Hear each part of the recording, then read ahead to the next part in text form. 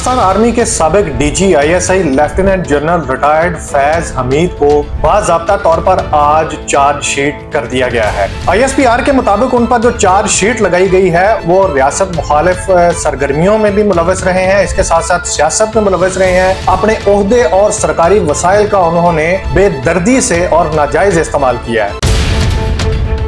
पाकिस्तान में दीनी मदारस की रजिस्ट्रेशन का जो मामला है वो इस वक्त बड़ा तनाज़े की शक्ल इख्तियार कर चुका है। सोचने और समझने वाली बात यह है कि मदारस की फंडिंग कौन से ममालिक कर रहे हैं और इन मदारस में जो सिलेबस पढ़ाया जा रहा है वो किस मुल्क का है। अस्सलाम वालेकुम जी, मैं हूं राना अली ज़ुहैब, हाजिर हूं आज के नए व्लॉग में। नाज़रीन, आज जो सबसे बेहतरीन और यूं कह लीजिए कि सबसे बड़ी खबर है वो ये है कि पाकिस्तान आर्मी के तहवील में मौजूद साबिक DGISI lieutenant general retired Faiz Hamid को आज बाज़ाब्ता तौर पर उन चार्जशीट कर दिया गया है। उन पर कोर्ट मार्शल की कार्रवाई जो है वो इस वक्त जारी है। ISPR के मुताबिक उन पर जो चार्जेस फ्रेम किए गए हैं उनमें सियासी सरगर्मियों में मुलव्वस होना, ऑफिशियल सीक्रेट एक्ट की खिलाफ वर्जियां करना, रियासत के तहफ़्फ़ुज़ और मुफाद को नुकसान पहुंचाना, उनके अपने इख्तियारात और सरकारी वसाइल का गलत इस्तेमाल करना और अफराद को नाजायज नुकसान पहुंचाना जो है वो उनमें शामिल है। जो चार्जशीट उन्होंने उस पर लगाई गई है, इसमें जो दो तीन बातें हैं वो बड़ी अहम हैं जो इस चार्जशीट में,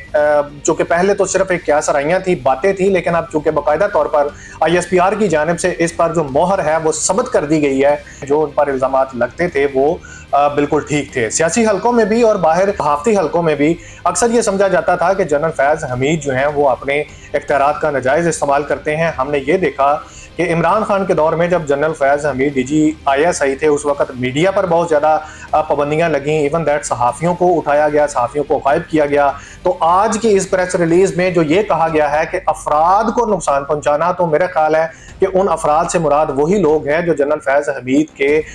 जो जबर है उसका निशाना बने उनके दौर में। जो बदअमनी और मुल्क में इंतशार के वाक़यात हैं वो 9 मई का वाक़या आप सबके सामने है। मेरा ख्याल है कि पाकिस्तान और पूरी दुनिया में जहाँ जहाँ पे पाकिस्तानी मौजूद हैं, बल्कि पाकिस्तान के अलावा भी जो दूसरे ममालिक हैं उनको भी ये पता है कि 9 मई को पाकिस्तान में क्या हुआ था। तो ये पहले जब जनरल फैज को हिरासत में लिया गया था तो उस वक्त भी ये क्या सराइयाँ और ख़ास तौर पर इल्ज़ाम यही था कि शायद 9 मई की जितनी भी कार्रवाई हुई और उसकी प्लानिंग हुई उसके पीछे जनरल फैज हमीद है। लेकिन आज ISPR ने जो अपनी ये ऑफिशियल स्टेटमेंट जारी की है उसके मुताबिक उन्होंने इस बात की तरफ भी निशानदेही की है कि मुल्क में बदअमनी और इंतशार की जो सियासत है ख़ास तौर पर और जो प्लानिंग्स है उसकी भी एक सेपरेट एक अलहदा तफ्तीश जो है उनके जनरल फैज के खिलाफ जारी है। इसके साथ ISPR ने यह भी कहा कि चूंकि जनरल फैज हमीद इस वक्त आर्मी की हिरासत में है, मिलिट्री की हिरासत में है, तो पाकिस्तान और मिलिट्री के कानून के मुताबिक, बिल्कुल आइन और कानून के मुताबिक, जो उनको लीगल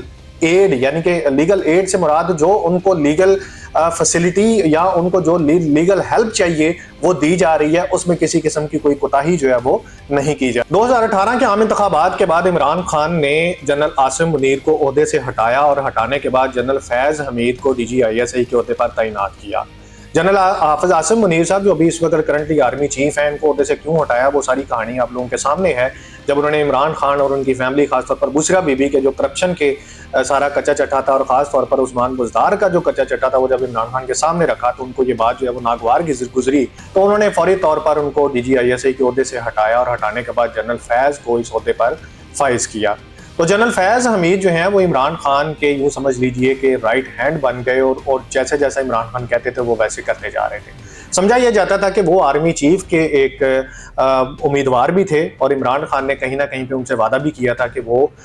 उनको आर्मी चीफ जो है वो बनाएंगे। लेकिन हमने ये देखा कि जब तक जनरल फैज जो है वो DGISI रहे, उनके दौरे इक़्तिदार में सहाफ़त पर ख़ास तौर पर सहाफ़ियों को बहुत ज़्यादा मसाइल का सामना रहा। अभी चंद दिन पहले अबसार आलम साहब ने ये एक जिक्र किया अपने प्रोग्राम के दौरान, उन्होंने ये कहा जी मुझे इनकी कॉल्स वगैरह आती रही, उन्होंने बाकायदा अपने प्रोग्राम में इनकी कॉल भी दिखाई और उन्होंने ये कहा कि ये मुझे प्रेशराइज़ करते रहे हैं। फिर उसके बाद जस्टिस शौकत अजीज़ सिद्दीकी, इस्लामाबाद हाई कोर्ट के जो चीफ जस्टिस थे, जज थे, उनसे भी उनका जो मामला वो सारा उनके सामने रहा। तो ये जो जनरल फैज़ का टोटल DGISI का दुरानिया है ये बड़ा ही आप यूँ समझ लीजिए कि इख्तलाफात या इंतशार का एक दौर था जो गुजरा। दूसरी जो सबसे अहम बात है वो इस वक्त ये है कि मुल्क में दीनी मदारस की रजिस्ट्रेशन को लेकर एक तनाज़ा जो है वो बना हुआ है। मौलाना फजलुर रहमान साहब जो हैं वो इस बात पे एग्री नहीं हो रहे कि मदारस को जो 2019 में एक मुआहदा हुआ था गवर्नमेंट के साथ कि वजारत तालीम के अंडर कर दिया जाए, वो इस पर एग्री नहीं है। इस पर एग्री क्यों नहीं है ये मैं आपको बता देता हूँ कि इससे पहले 2019 में जो मुआहदा हुआ उससे पहले पाकिस्तान में जो जितने भी मदरसे थे या जो पार्टियां जो हैं रिलीजियस मत हैं वो मदरसे चला रहे थे, तो वो 1860 के एक सोसाइटीज़ एक्ट के तहत चला रहे थे। सोसाइटीज़ एक्ट ये है कि जिसके तहत हम अपने मुल्क में NGO जो है वो रजिस्टर्ड करवाते हैं, या जो भी नॉन प्रॉफिट ऑर्गेनाइजेशन जितनी भी हैं वो हम रजिस्टर्ड करवाते हैं, जिसका मकसद फलाह बहबूद के काम करना है। अब ये पाकिस्तान में आज भी जो NGO है वो रजिस्टर्ड होती है तो वो इसी सिविल जो एक सोसाइटीज़ एक्ट है 1860 उसके तहत ही रजिस्टर्ड होती है। अब इस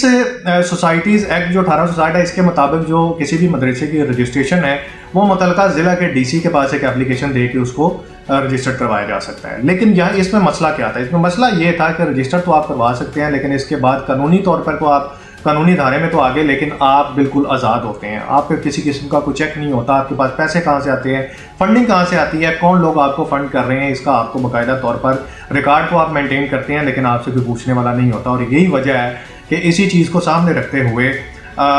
जब ये APS का वाक़या हुआ और इससे पहले जितने भी दहशतगर्दी के मामला जो हैं वो पाकिस्तान में हुए हैं, तो कहीं ना कहीं पे इसको जोड़ा जा रहा था कि जी ये जो हमारे दीनी मदरसे हैं ये वहाँ से इनकी ट्रेनिंग होती है, वहाँ पे इनके बाकायदा तौर पर जो मजहबी इंतहा पसंदी या शिद्दत पसंदी जो है उसको परवान चढ़ाया जाता है। तो लिहाजा ये जो मदरसे हैं इनको रेगुलराइज किया जाए, इनको बाकायदा तौर पर रजिस्टर्ड किया जाए। और दूसरी जो सबसे बड़ी अहम बात हमारे सामने ये आई वो ये थी कि 2019 में जब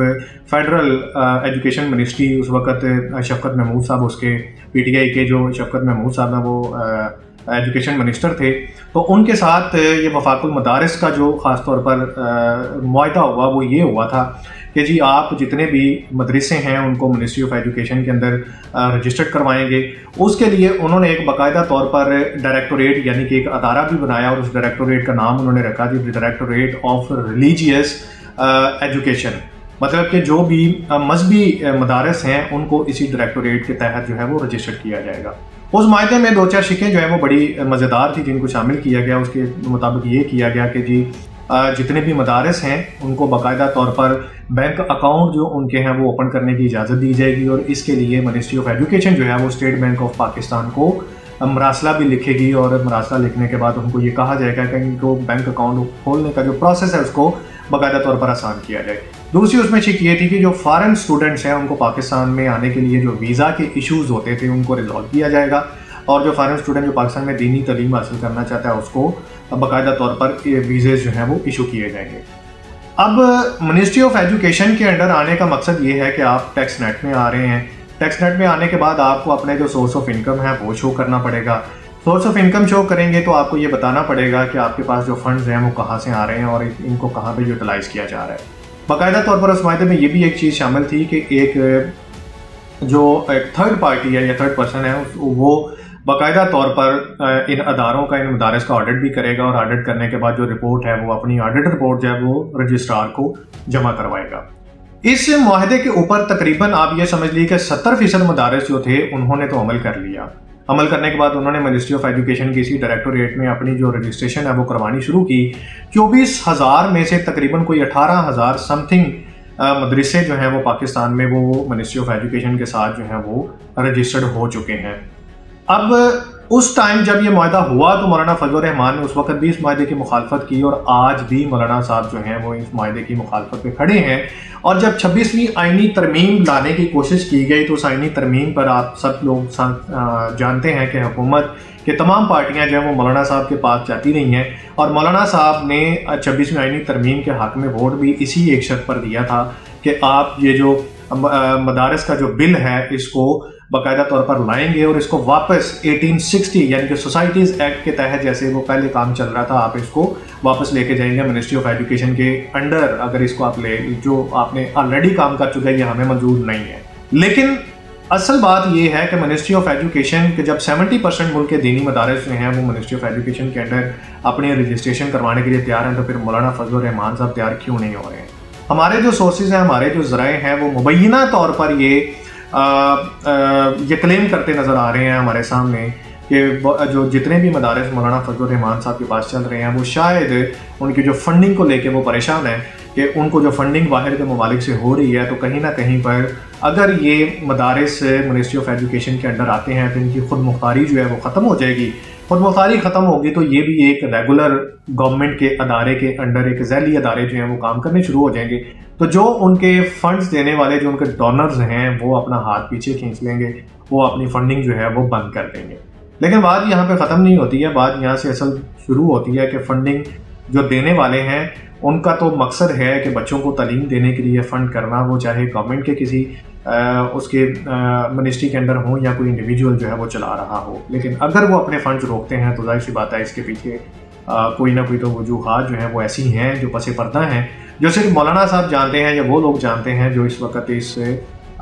بل کی مخالفت کر رہے ہیں، جو اس وقت یہ چاہتے ہیں کہ ہمیں کسی طرح سے منسٹری آف ایجوکیشن کے انڈر نہیں جانا. کیونکہ منسٹری آف ایجوکیشن کے انڈر جائیں گے تو ظاہر سی بات ہے وہ ریگولر ہوں گے، ریگولرائز ہوں گے، تو بینک اکاؤنٹ بھی اوپن ہوں گے، بینک اکاؤنٹ میں ٹرانزیکشن جو ہے اس کے ثبوت بھی سامنے آئیں گے، پیسہ کہاں سے آ رہا ہے اور کہاں جا رہا ہے، یہ ساری کی ساری چیزیں جو ہیں وہ سامنے آئیں گی. تو کہیں نہ کہیں پہ ان سب چیزوں کو پوشیدہ رکھنے کے لیے یہ جو معاملات ہیں، یہ جو اس بل کی یا اس ریگولرائزیشن کی جو مخالفت کی جا رہی ہے، اس کے پیچھے یہ محرکات ہیں جو مبینہ طور پر ہو سکتے ہیں. لیکن اس میں کتنی سچائی ہے وہ آنے والا وقت جو ہے وہ